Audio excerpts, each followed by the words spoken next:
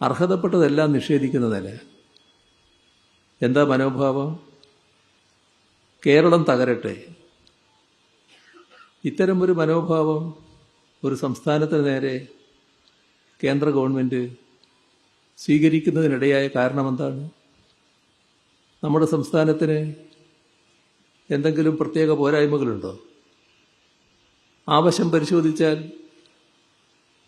ഒരുപാട് നേട്ടങ്ങൾ നേടിയ സംസ്ഥാനം, രാജ്യത്തിന് തന്നെ അഭിമാനകരമായ നേട്ടങ്ങളാണവ.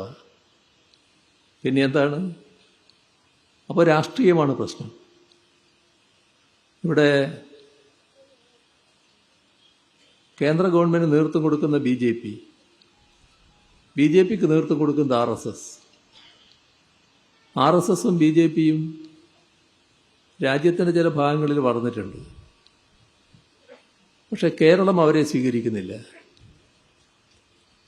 ജാതിഭേദവും മതദ്വേഷവും ഏതുമില്ലാതെ സർവരും സോദരന്മാരായി കഴിയുന്നൊരു നാടാണിത്.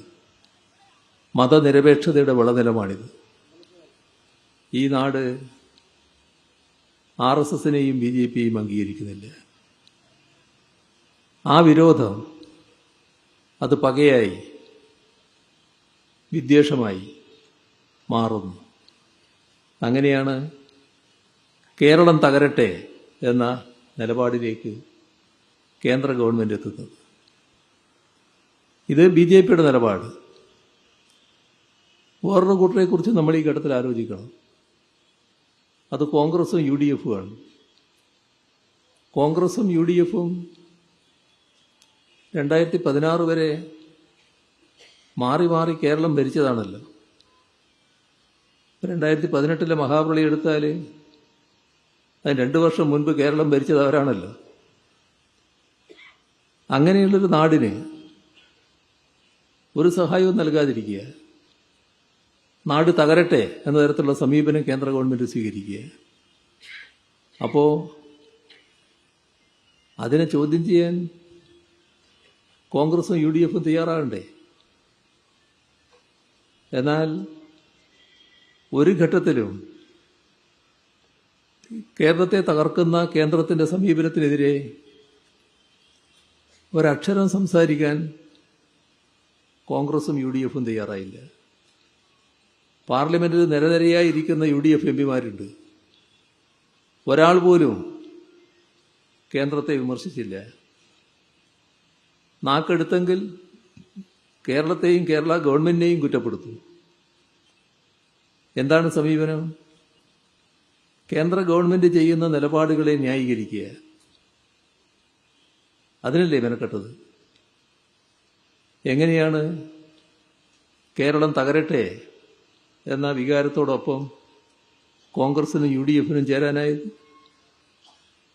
നമ്മൾ കേന്ദ്ര ഗവൺമെന്റ് കാണിക്കുന്ന അവഗണനയ്ക്കെതിരെ പരസ്യ പ്രക്ഷോഭത്തിലേക്ക് പോകുന്ന നില വന്നു. അപ്പോൾ ഇവരോട് പറഞ്ഞു, കോൺഗ്രസിനോട് യു ഡി എഫ് നേതാക്കളോട്, ഇതൊരു പൊതു പ്രശ്നമല്ലേ, നമുക്കൊന്നിച്ച് പ്രക്ഷോഭം നടത്തിക്കൂടെ? ഇല്ല, ഞങ്ങളില്ല. മറുപടി. എന്താ പ്രശ്നം? ഇത് എൽ ഡി എഫിൻ്റെ പ്രശ്നമല്ലല്ലോ, കേരളത്തിൻ്റെ പൊതു പ്രശ്നമല്ലേ. കേരളം തകരട്ടെ എന്ന സമീപനമല്ലേ കേന്ദ്ര ഗവൺമെൻറ് സ്വീകരിക്കുന്നത്.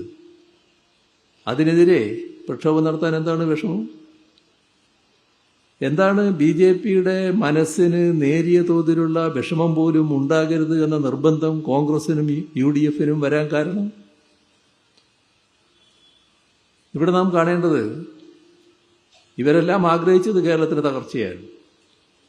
പക്ഷെ അവരുടെ ആഗ്രഹമല്ല നടന്നത്. നമുക്ക് തകരാൻ പറ്റില്ലായിരുന്നു, നമുക്ക് അതിജീവിച്ചേ പറ്റുമായിരുന്നുള്ളൂ.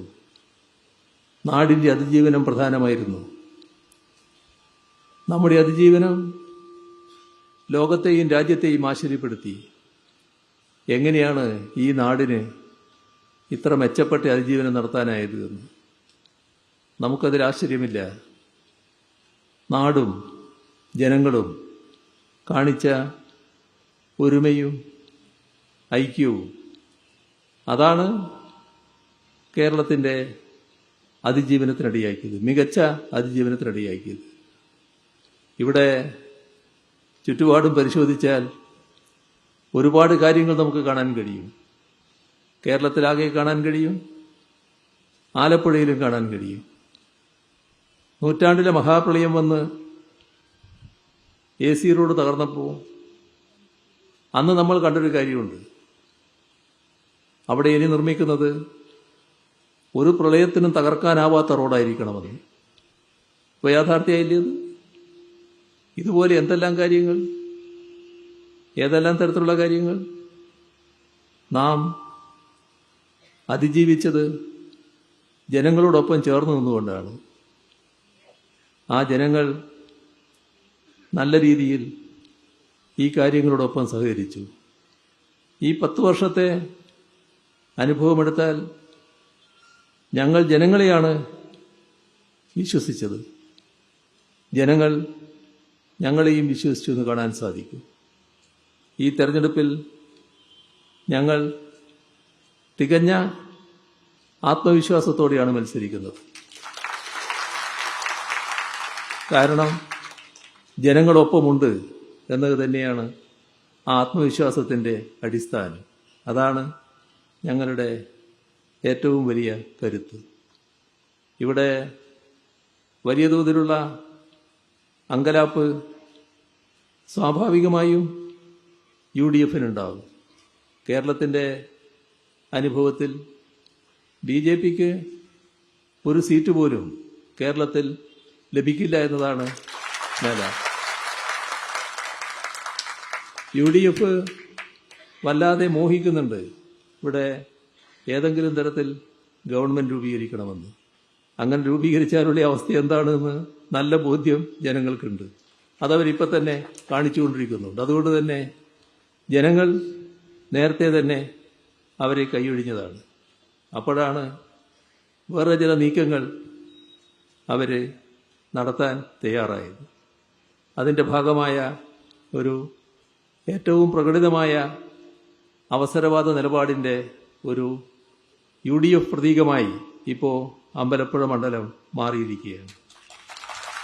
ഇതിലൂടെ LDF-നെ പരാജയപ്പെടുത്താനാകുമോ എന്നാണ് പരീക്ഷിക്കുന്നത്.